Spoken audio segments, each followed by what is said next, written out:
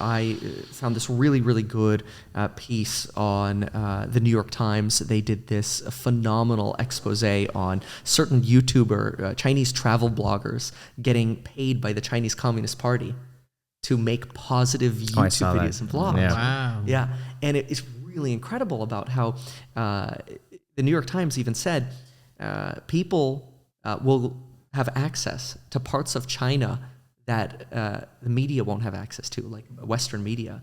So Reuters, Associated Press, or whatever, they're not allowed in certain areas. But then these bloggers are, and then they get a catered experience. Yep. Go here, these people are going to walk by or whatever, say nice things. It's funny you mentioned that because all of a sudden, I don't know how, but the YouTube algorithm sometimes recommends me just like stuff out the blue, and then I watch it out of curiosity, and now it just like keeps recommending North Korea. Believe it or not.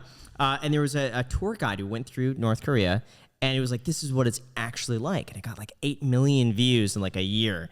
And it was a very similar thing. He acknowledged that it was a very catered tour, and they made it seem like everything is fantastic. Oh, yeah. But then that led to another video, to another video, to another video. And then I was watching this auto documentary of the whole thing that went on with him. That's incredible. But it's crazy how they can spin the narrative. It's propaganda coming to YouTube. Yeah.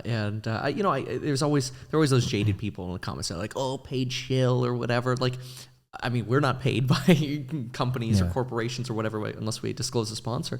But it's interesting to think that countries would do that. Yeah. And in that New York Times article, they even mentioned that the Communist Party wanted the YouTubers to say things that were bad about the Communist Party as well, but to talk about how great traveling was. Like, oh yeah, they do this, that's a little weird, but you know what, they're changing, and kind of like trying to acknowledge the stereotype, but then saying, but don't worry, it's getting better. And it's really like this incredible psychology.